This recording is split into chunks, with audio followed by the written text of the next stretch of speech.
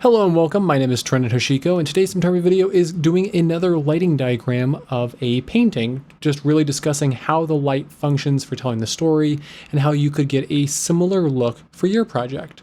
We are going to be once again using Draw.io. It's a free and open source diagram software. There's a browser version, but also you can get a desktop version.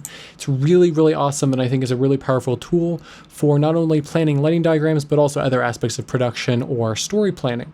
Now, I've created a free template for the use of this as a film diagram tool, and that's available for free on my Patreon at patreon.com/Trenton Hoshiko. Now you can go over there and grab that file for free and follow along with your own image. The template has tools for filmmakers already made, and so it is easy to get started. So with Draw.io open, let's say create a new diagram. We're going to choose blank and we're going to say create.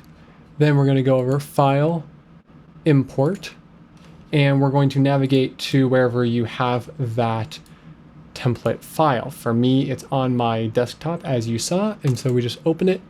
And now we have all of the tools right here. If you need to grab some more, you can just drag it from the scratch pad, but all of this is right here, easy to use. Now we're gonna save it as its own file so that you can keep your work. Okay, once you have that saved, we are good to start. So I think the easiest way to get your image into the software, you can import it or you can just drag it from wherever it is right onto it. I usually say resize so that it's not a huge image, and we're going to just move it to the side so that we have some space to work with. So this image right here, let me zoom in on it, is from the artist Shirlaw. Shirlaw? Let's try Shirlaw. So this image is Toning the Bell by Shirlaw. Now, what I really liked about this image and why I wanted to do it for one of these is that it has this really wonderful contrast between the right side of the image and the left side. You just get a little bit of detail. Now, I'm not sure when this image was last restored. There might actually be more detail in this than what we see right now, but I really like that dark contrast. Even if it was restored, you probably would still have a significant amount of contrast between both sides here. I usually go through and make note of certain things. So, I mean, pretty much right off the bat, we're going to be noticing that this is super dark and that this has much more light associated with it over here. Now, the fall off in between is pretty drastic, but it's not exactly a sharp line either. Now, there are a bunch of people that are involved, and they are being lit by whatever source is off to the right side here. The violinist, though, I think is really interesting because he is quite bright against that background in terms of his face, his instrument, and his hands. But the rest of his body does really bleed into the background as if he's just almost like an apparition in the image. That is part of what leads me to believe that maybe this hasn't been restored in a while, and so he is supposed to be a little bit brighter, but let's work with it as it is because I think it's a really interesting look. He floats forward from the background. So what I'm thinking is we want to have a big source off to the right side. We want to target that kind of fall off, and we want to make sure that everybody here is properly exposed while making sure that he can be seen, but only partially. So I think we're going to have some sort of spotlight on him in particular that would be able to target that. Now, the background, we don't want it completely blacked out. We want to have some details, but we can actually target that as a, really dark, but not quite black tone. If you're gonna be releasing online or with some other high compression format, you will get some blocking and artifacting back there, but depending on the exact image that you're going for and the exact, style, I think that still can look nice. Now, we notice right here, there is some other details of the workshop that can be seen that are towards the foreground, but it is amazing how much that light falls off as it travels from the right to the left. Okay, so now with that in mind, let's start building. I always start by making the room. So I almost think that this kind of space looks like it's almost like at in an open area. Like this is more of like a warehouse where like this is the front and there's a huge, kind of door or gateway that's right there that's letting that much light in. I don't think, especially for when this was painted, this is some sort of artificial light. So I'm going to keep that in mind when I make the space here. I've just made kind of a, upside down U shape, and we can start doing some building. Now, I need something to represent this big furnace that's right behind them. Cool. So that's the furnace. And we obviously have several people. They're all kind of crouching here in various positions. And then we have our two main guys. We have the violinist, who is not quite in front of the little girl. The little girl's right here.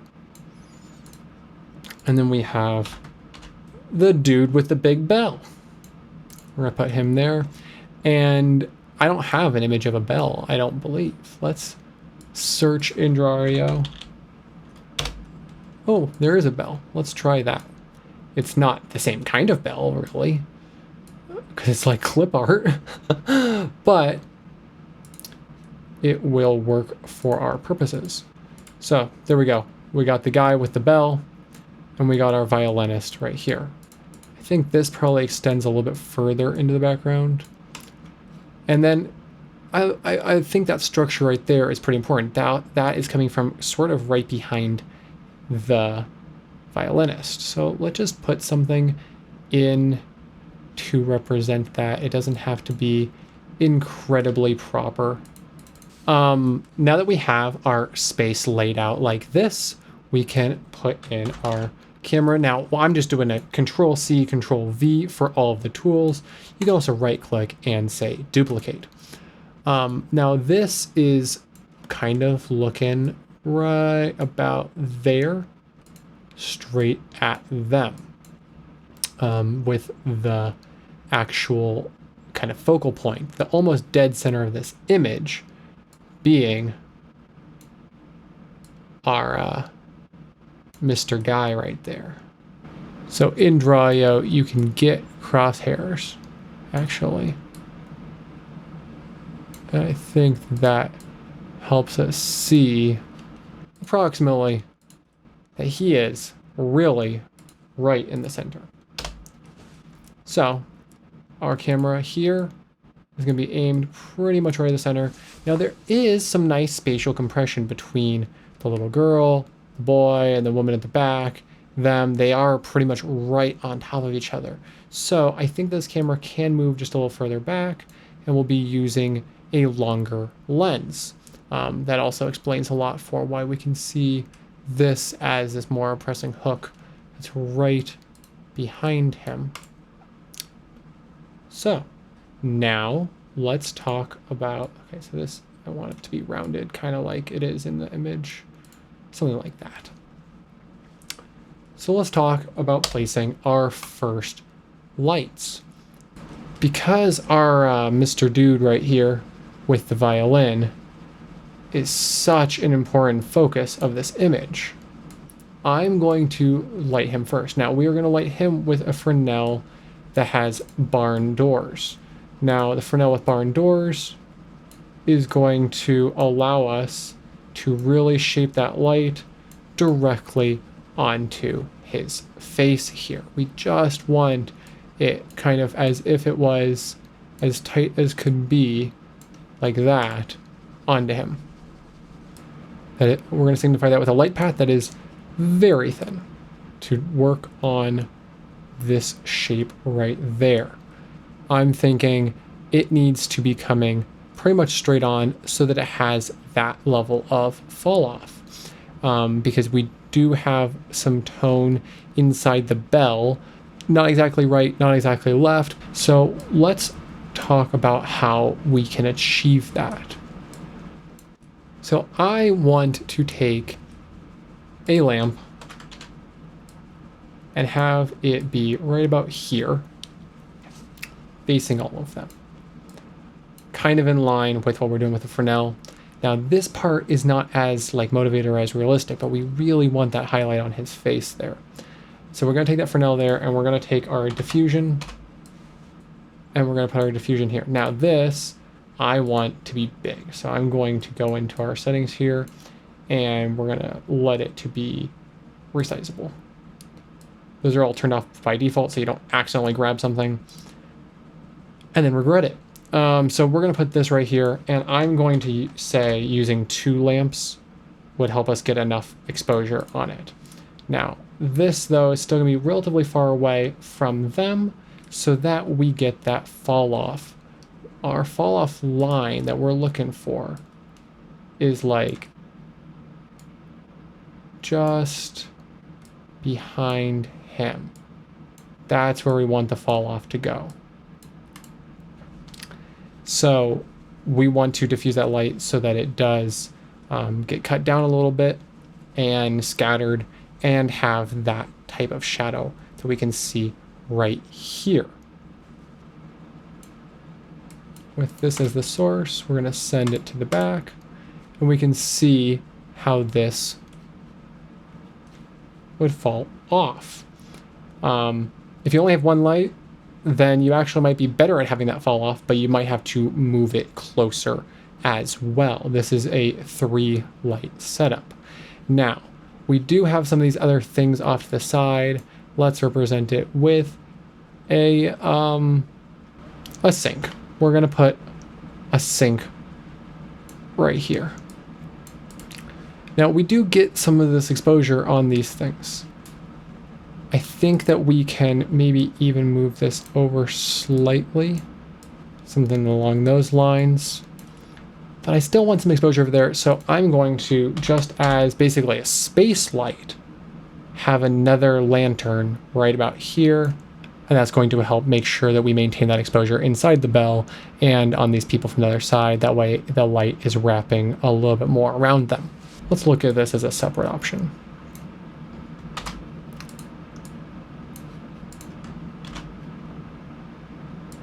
Copy and paste. Okay, so now, like, if you really want to get that rounded shape right there, what I think you could do is take another lamp and another Fresnel and shoot that right at the wall. Now, has to be kind of high up enough to not be running into the people, because we don't want the Fresnel to be landing on them. And we want it to be subtle, but just to really accentuate that shape. So if you take this and you put the Fresnel there, you can shoot that right across and have that kind of rounded slope right there a little more. Now, that is more so if you can't get it with the 2 lamps and the diffusion here. I think it will look more natural if you have it be the fall off. But this is an option if you need it. In either of these cases, you are going to get a little bit of light on the back beam right here, at least from the lantern, if not from the 2 lamps with the diffusion. You're going to have the violinist be spotlighted a little bit so that he just pops from the background, and you're going to have the exposure on everybody and then it falling off about halfway through the image to create that left to right contrast in the image overall. This setup will be a little more expensive. This setup will be a little cheaper, but this is how you could achieve it even on a budget. You only need 3 lamps, a Fresnel, and a lantern, and some form of diffusion. That diffusion could be a shower curtain, it could be a 5-in-1 reflector with the reflector part taken off and just using the core that has the diffusion, or it could be an actual silk. You know, the bigger the better for this, but if you don't have, you know, a 6x6, you could get away with this with a 2x3. So that is how I would light an image like this one. We are focusing on getting the exposure on the right side and balancing it with that contrast, and that is a deep, deep tones of black and brown on the left side. We want to make sure that there is that fall off, so we are using diffusion. We're spotlighting our violinist so that he pops from the rest of the image and the background in particular with a Fresnel, and we're using a medium, maybe slightly telephoto lens to compress the space. If you have any questions about how to light images like this or do these kinds of diagrams, please feel free to leave them in the comments below. Like I said at the beginning, you can get my template, which has all of these wonderful tools for filmmakers already made for it, for my Patreon at patreon.com/Trenton Hoshiko. If you want to support these videos, you can join my Patreon. You can also donate on Ko-fi, ko-fi.com/TrentonHoshiko, or buymeacoffee.com/TrentonHoshiko. I am on a whole bunch of social media websites, from Twitter at Trenton_Hoshiko to Mastodon and Hey.cafe, among others. All of those links are in the video's description down below, along with affiliate links to the products that I would use to light this kind of scene, including the flags, the GVM P80S lights that are really affordable and really powerful for the cost, as well as a bunch of other tools that I think are valuable things for micro-budget filmmakers and cinematographers to have on hand. If you have an image that you would like me to do a lighting diagram for and discuss how I think the lighting functions, you can put a link to it in the comments of this video, or you can send me the name of it. Usually I try to make sure these are public domain images just to avoid any issues. I really like making these lighting diagrams, and I hope that you learned something today. As always, take care, be safe, and do something nice for somebody.